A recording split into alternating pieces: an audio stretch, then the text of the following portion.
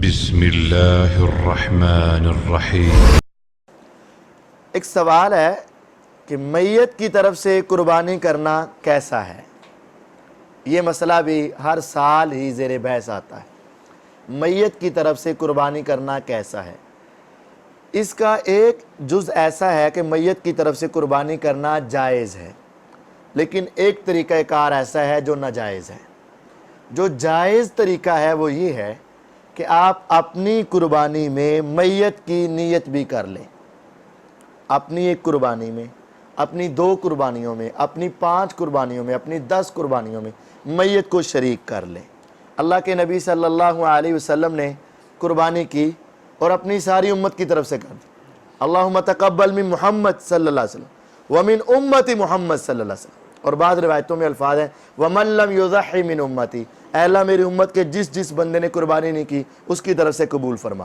اور قربانی نہ کرنے والوں میں زندہ بھی تھے اور فوت شدہ بھی تھے آپ کے امت میں سے۔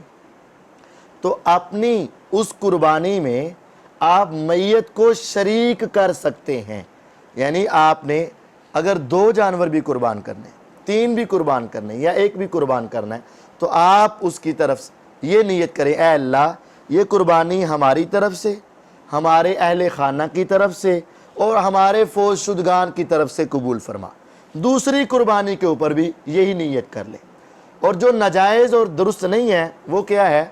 ہمارے ہاں عموماً ایسا ہوتا ہے کہ 2 جانور لائے جاتے ہیں، 3 جانور لائے جاتے ہیں، یہ ایک ہماری طرف سے ہے اور یہ ایک میرے والدین کی طرف سے ہے اور یہ ایک میرے دادا دادی کی طرف سے ہے۔ تینوں پر الگ الگ نیت رکھنا یہ ثابت نہیں ہے۔ جامع ترمذی میں 2 روایات آتی ہیں، علی المرتضی رضی اللہ تعالیٰ عنہ نے اللہ کے نبی علیہ السلام کی طرف سے الگ قربانی کی ہے، لیکن وہ سند کے اعتبار سے ضعیف ہے۔ ابو الحسنہ راوی اس میں مجہول ہے، ضعیف ہے، اور حنش راوی ضعیف ہے، حکم راوی ضعیف ہے، یہ کچھ راوی ضعیف ہیں۔ کسی صحیح سند میں اللہ کے نبی صلی اللہ علیہ وسلم سے اور صحابہ سے میت کی طرف سے الگ قربانی کرنا ثابت نہیں ہے۔ اب دیکھیں اگر ہم الگ قربانی ایک اپنی طرف سے اور ایک میت کی طرف سے کریں گے تو 2 خرابیاں پیدا ہوں گی۔ پہلی سب سے بڑی خرابی تو یہ ہے کہ ہم نے سنت کے خلاف عمل کیا، ایک اپنی طرف سے کی اور ایک میت کی طرف سے کی، یہ سنت کے خلاف عمل کیا۔ اور دوسری بڑی خرابی یہ ہے کہ اگر ہم یہ کر بھی لیں تو اپنی طرف سے کتنی ہوئی؟ 1، اور میت کی طرف سے کتنی ہوئی؟ 1۔ اور اگر ہم اپنی اس قربانی میں ہی میت کو شریک کر لیں تو 2 فوائد مل جاتے ہیں۔